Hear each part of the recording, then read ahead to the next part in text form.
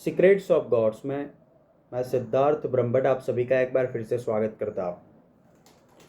और इस वीडियो में आपको ये बताऊंगा कि भगवान श्री कृष्ण ने सुदर्शन चक्र का प्रयोग सबसे पहले किस पर किया था।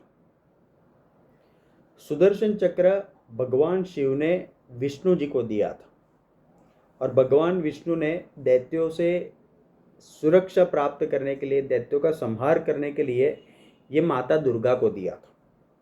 माता दुर्गा ने यही सुदर्शन चक्र अग्निदेव एवं वरुण देव के माध्यम से भगवान परशुराम तक पहुंचाया था और भगवान परशुराम ने यही चक्र भगवान श्री कृष्ण को प्रदान किया था।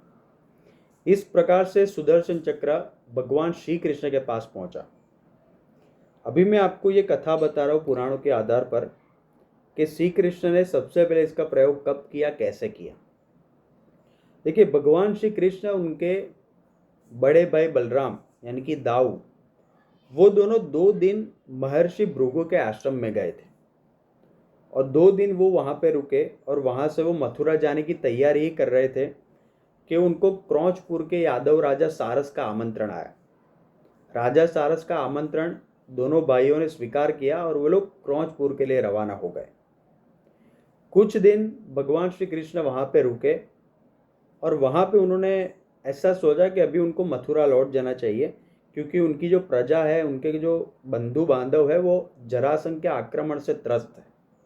इसलिए श्री कृष्ण ने अपनी सेना को सज्ज किया और बलराम कृष्ण अपनी सेना के साथ मथुरा के लिए रवाना हो गए।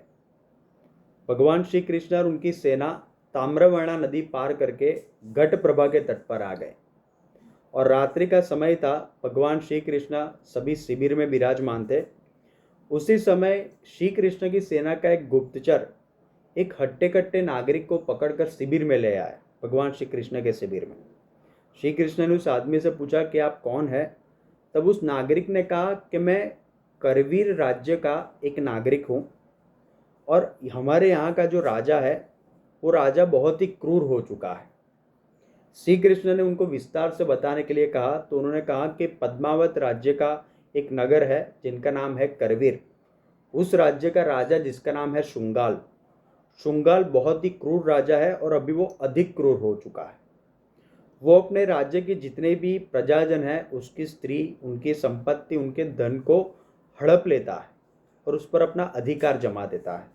इसलिए हम सब करवीर नगरी को छोड़कर इधर उधर भाग रहे हैं। वो जो समय था, उस समय पे भगवान श्री कृष्ण और बलराम की ख्याति पूरे आर्यवर्त में थी। यादवों का लोहा उस समय में पूरे आर्यवर्त में माना जाता था। इसलिए उस नागरिक ने भगवान श्री कृष्ण के रक्षा मांगी। उन्होंने दीन भाव से याचना की कि हे प्रभु, आप हमारी रक्षा कीजिए।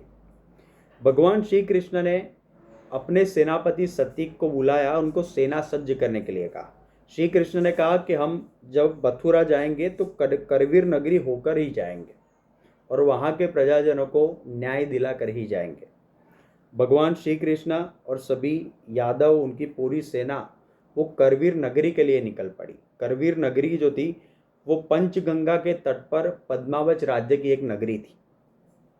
तो भगवान श्री कृष्ण और उनकी सेना ने पूरी नगरी को घेर लिया और भगवान श्री कृष्ण और उनकी सेना ने शुंगाल के दुर्ग पर सीधा आक्रमण कर दिया। भगवान श्री कृष्ण लड़ते लड़ते राजा शुंगाल के राजमहल तक पहुंच गए। शुंगाल ने देखा तो श्री कृष्ण नीचे खड़े थे, राजा शुंगाल ऊपर खड़ा था। इससे राजा शुंगाल ने श्री कृष्ण को ऐसा कहा कि तुम मल्लों की नगरी करवीर नगरी में हो, इसलिए तुम यहाँ से जिंदा नहीं जा सकते। भगवान श्री कृष्ण को बहुत ही क्रोध आया और पहली बार, सबसे प्रथम बार भगवान श्री कृष्ण ने अपनी तर्जनी उंगली के ऊपर सुदर्शन चक्र का आह्वान किया। तत्काल सुदर्शन चक्र प्रकट हो गया और सिर्फ एक पल में वो सुदर्शन चक्र शुंगाल के धड़ को अलग करता हुआ वापस भगवान श्री कृष्ण की तर्जनी उंगली पर आ गया। दोनों सेनाओं में जो युद्ध हो रहा था, शुंगाल के वश से ये युद्ध भी समाप्त हो गया और भगवान श्री कृष्ण ने उस नगरी की प्रजा को न्याय दिलाया। तब भगवान श्री कृष्ण ने सबसे पहली बार सुदर्शन चक्र का प्रयोग किया था और श्री कृष्ण ने देखा कि सुदर्शन चक्र जब वापस आ गया तब उसकी एक खासियत थी कि किसी का भी वध करने के बाद सुदर्शन चक्र के ऊपर रक्त की एक बूंद भी नहीं होती थी। ये सबसे पहला वध भगवान श्री कृष्ण ने इस चक्र से किया। उसके बाद दूसरा वध भगवान श्री कृष्ण ने एक सुदर्शन चक्र से जो किया वो वध शिशुपाल का किया था। तो धन्यवाद। आप हमारे चैनल पे सब्सक्राइब करें, अपने कमेंट्स दीजिए और बेल आइकन को आप ज़रूर प्रेस करें। Thank you so much.